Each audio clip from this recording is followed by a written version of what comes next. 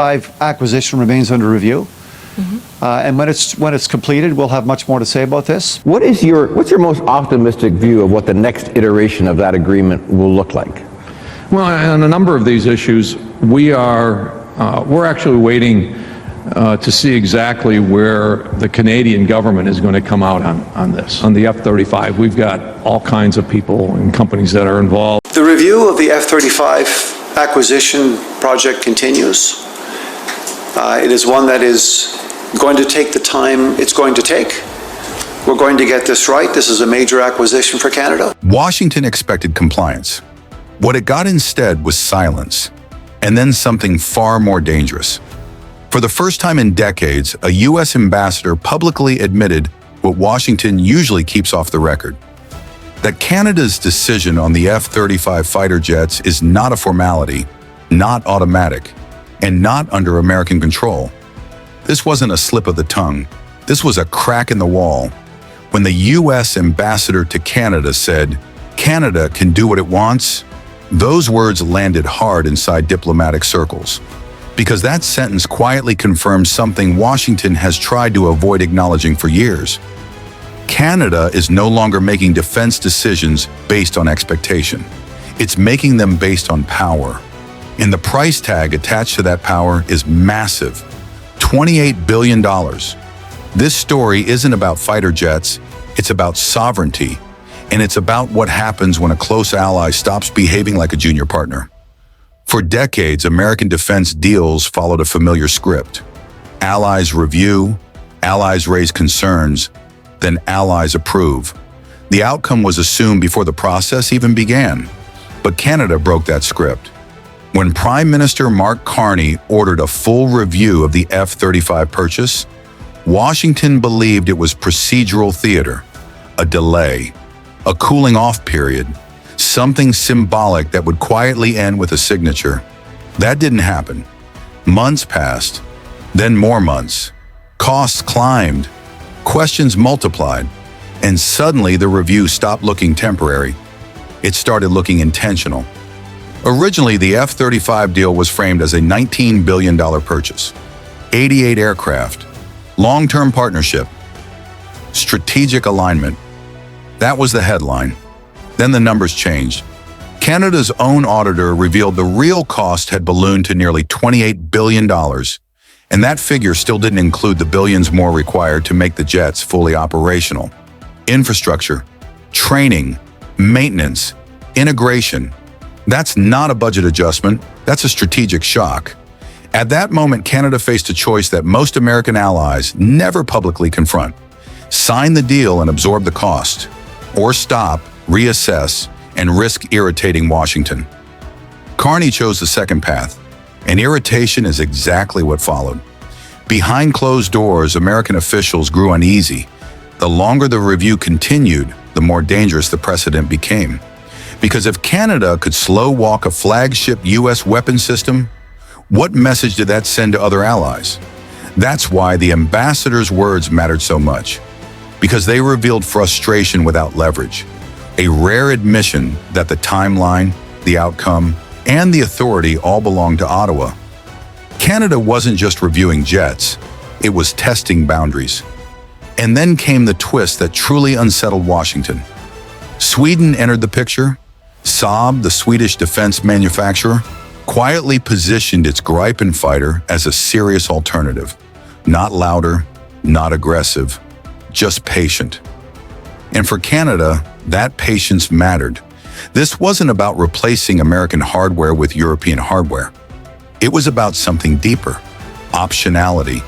For the first time in years, Canada wasn't choosing between yes and delay. It was choosing between suppliers. That single shift changed everything, because American defense dominance relies on a powerful assumption that allies prefer alignment over independence, that interoperability outweighs autonomy, that saying no is riskier than saying yes. Canada challenged that assumption, and the timing made it even more explosive. This review didn't happen in a vacuum. It happened while Donald Trump openly floated the idea of Canada as America's 51st state. Rhetoric that landed not as humor, but as threat. In that climate, rushing a multi-decade military commitment to the United States would have sent a devastating signal. It would have told Canadians that sovereignty stops where pressure begins. Carney understood that, and so did Washington. That's why the ambassador didn't threaten, he didn't warn, he didn't demand. Instead, he acknowledged, Canada can do what it wants. In diplomacy, that phrase doesn't mean approval, it means acceptance of limits. And limits are exactly what this review exposed. For years, American defense firms counted on political gravity. They didn't need to compete aggressively. Loyalty did the work. But Canada's approach turned loyalty into a negotiation variable, not a guarantee. Washington tried to reframe the narrative, emphasize Canadian companies involved in the F-35 supply chain, highlighted jobs, innovation, integration, all valid points. But noticeably absent was the assumption of inevitability. This time, America was making a case. That alone tells you how much has changed. What makes this a sovereignty power move isn't cancellation, it's control. Canada didn't burn bridges, it didn't announce a withdrawal, it didn't issue ultimatums, it simply refused to be rushed. That restraint is strategic. By extending the review, Canada gained leverage. Over pricing, over terms, over industrial benefits, and over future negotiations, not just with the United States, but with every defense supplier watching closely. Because everyone is watching, other NATO countries see this and recognize themselves in it. Rising costs, political pressure, legacy assumptions. Canada is proving that even within alliances, independent judgment still exists.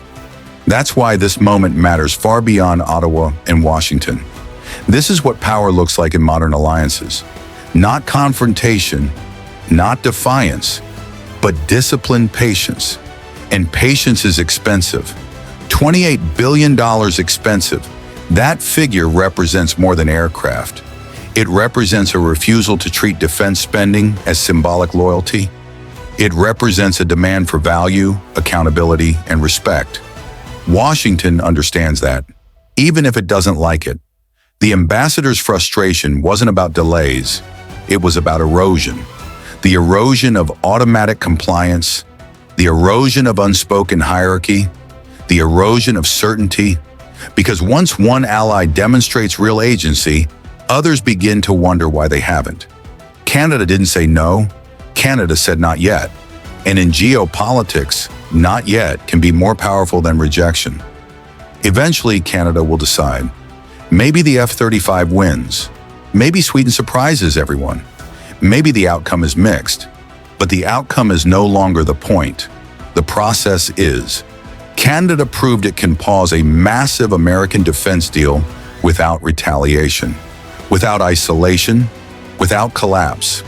That lesson will echo far beyond this contract, and Washington knows it. That's why a simple sentence carried so much weight. Canada can do what it wants. That wasn't permission, that was recognition. Recognition that sovereignty isn't declared, it's exercised, and Canada just exercised it in full view of the world.